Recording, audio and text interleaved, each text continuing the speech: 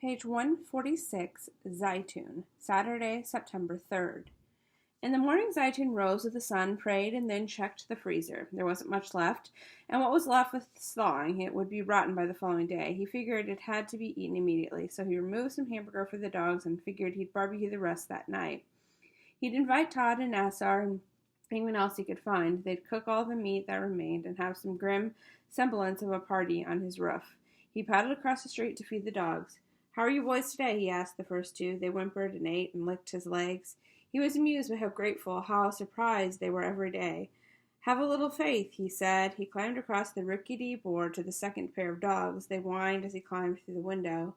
"What are you so worried about?" he asked them. "Every day I come, same time. Don't worry." Hugo's husband Ahmad had driven through the night, stopping only once, and they finally arrived in Arizona midday on Saturday. They were both too dazed, too wired to sleep, and the first day at Yuko and Ahmad's house was full of welcome distraction. Yuko and Ahmad's 5 children loved the Zeitoun kids, and they loved their Aunt Kathy, particularly the boys. She was one of them, effortlessly so, and they treated her like a peer. They played video games and watched TV, and Kathy tried not to think about what had become of their home, where Zeitoun might be at that moment. Zeitoun still feared getting near his office on Dublin. The armed men were likely still nearby, so he and Nassar had no set itinerary this day. They decided to do a thorough check of Uptown to see if any neighbors were left, if any help was needed. Paddling south on Octavia Street, Zeitoun noted that with the strength of 2 and without rain or wind, they were fast. They sped past homes, over cars, around debris. Zeitoun had worked on a dozen or so homes on this street and knew he would return when the waters fell away. With every passing day, the standing water went deeper into the homes, made it less likely anything within would be salvageable. Nassar saw the helicopter first. The helicopters were everywhere, but didn't usually hover so low for so long, and rarely in such a densely built neighborhood. Zeitoun could see this one through the trees and over the roofs before he could see the water below it. Zeitoun and Nassar paddled toward it to find out what was going on. As they got closer, they saw a dark smudge in the water, a log or piece of debris. They continued paddling now, feeling the wind from the rotors, the ripples radiating outward. The object in the water looked like a tire, shiny and bulbous. It was a body, they were sure now. It was turned, and now the head was visible. It was a man of average size, wearing a t-shirt and jeans, half submerged, face down. Zeitoun looked up to the helicopter. Was it a rescue in progress? He looked closer. No. A man was pointing a camera at the body. He did so for a few more minutes, and then the helicopter rose, tilted, and drifted off. Zeitoun and Nassar maintained their distance. Zeitoun knew too many people in this neighborhood. If this was a neighbor or friend, he didn't want to see him this way.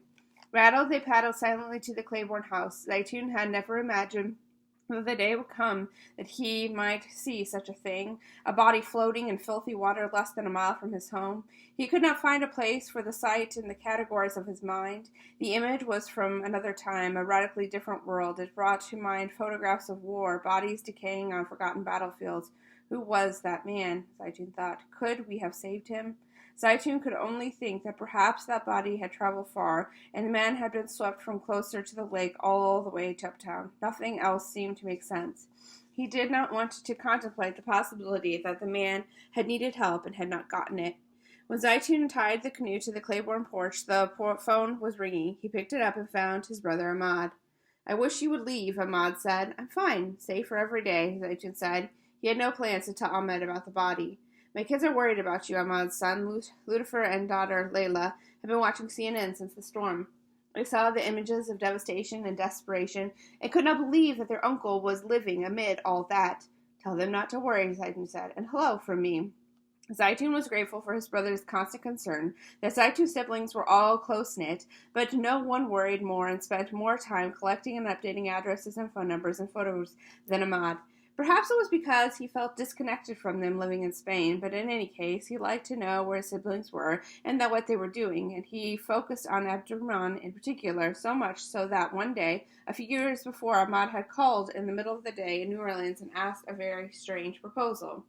"What are you doing today?" he asked. It was Saturday, and Zeitoun was about to go to the lake and Kathy with the kids. "Do you know the corner of Bourbon and St. Peter?" Zeitoun said he did. "I have an idea," Ahmad began, and then explained that he had found a website where he could tap into a live webcam at the corner. If Zeitoun went there, Ahmad could watch him in real time while sitting at his computer in Spain. You up for it? Ahmad asked. Sure, Zeitoun said. Why not? Zeitoun packed the kids up in the van, drove the few miles to the French Quarter, and looked for the corner of St. Peter and Bourbon. Once there, he searched for the camera. He didn't find it, but figured he should at least stand there for a while.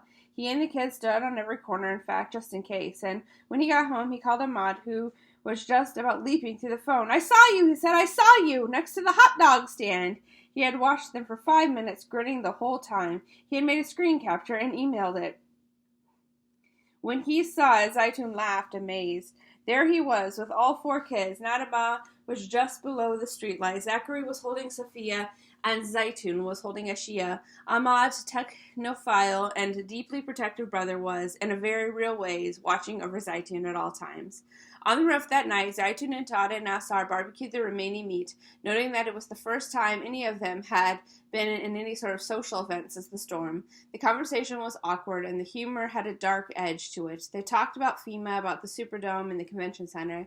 They had been hearing isolated reports from the radio and others who had stayed in the city, and they were all relieved they had a skewed shelter there.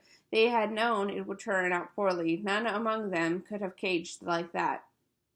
They talked about what the city would look like, and when the water was gone, there would be trees and trash everywhere. The ground would look like that of a dredged lake. The roads would be impassable for cars and bikes, for almost any kind of vehicle. A horse could do it, Zeitoun said. We'll get some horses. Easy, everyone laughed. As the sky blackened, Zeitoun saw an orange light through the trees, less than a mile away. Soon all 3 men were watching the light grow, the flames twisting higher. Zeitoun was sure it was engulfed 2 or 3 buildings at least. Then he looked closer, realizing that the fire was very close too. My office, he said. There was paint there, hundreds of gallons, paint thinner, lumber, so many toxic and flammable things. We have to go, he said. Zeitoun and Todd climbed down to the side of the house and into Todd's motorboat. They sped toward the fire until they could see the flames blooming white and orange between buildings and over treetops. When they got close, they saw that the fire encompassed an entire block. There were 5 houses alight, the flames grasping for 6th.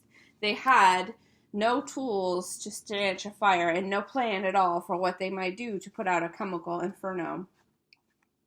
Zeitoun's office was unharmed, but it was no more than 20 feet from the fire. They tested the winds. It was a still night with heavy humidity. There was no predicting where the fire would go, but it was certain that nothing could stop its course. There was a fire station 4 blocks away, but it was empty and flooded. There was no firefighters in sight, and with the phones down, with 911 inoperative, there was virtually no way to alert anyone. They could only watch.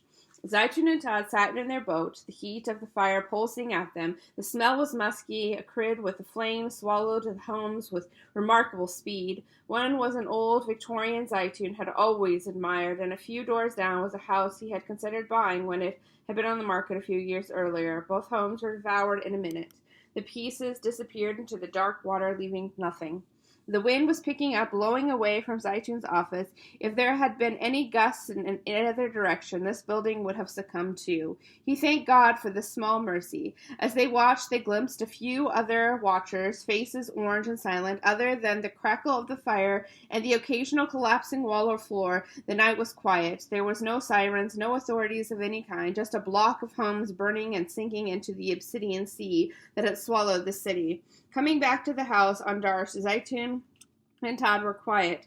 The stars were out. Todd steered the boat like the captaining a great yacht. He dropped Zeitoun at his house, and they said good night. Back on the roof, Nassar was already asleep in the tent. Zeitoun stood there, watching the fire ebb and flow, the flood and now the fire. It was difficult not to think of passages in the Quran that recounted the flood of Noah, the evidence of God's wrath, and yet, despite the devastation visited upon New Orleans, there was still a kind of order to the night. Zeitoun was safe on his roof, the city was silent, and still the stars were in their place. It had been on a tanker once, maybe 20 years earlier, navigating through the Philippines. It was late after midnight, and Zeitoun was keeping the captain company on the bridge. To stay awake and alert, the captain, a Greek man of middle age, liked to take up provocative subjects. He knew that Zeitoun was a Muslim and a thoughtful man, so he sparked a debate about the existence of God. The captain began by expressing his utter conviction that there was no God, no deity in the sky watching over the human world. Zeitoun had been on the bridge with the captain for an hour at that point, watching him pilot the ship through the many islands, avoiding high shelves and sandbars, other ships, and countless unseen dangers. The Philippines, with over 7,000 islands but only 500 lighthouses, was known for its frequency of maritime accidents. What would happen, Zeitoun asked the captain, if you and I went below the deck and just went to our bedrooms and went to sleep? The captain gave him a quizzical look and answered that the ship would most certainly hit something, would run aground or into a reef, in any event disaster. So without a captain, the ship could not.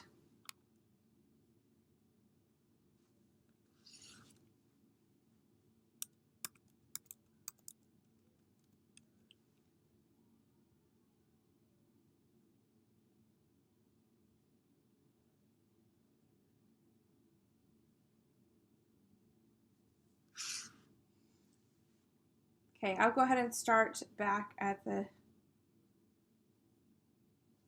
top of page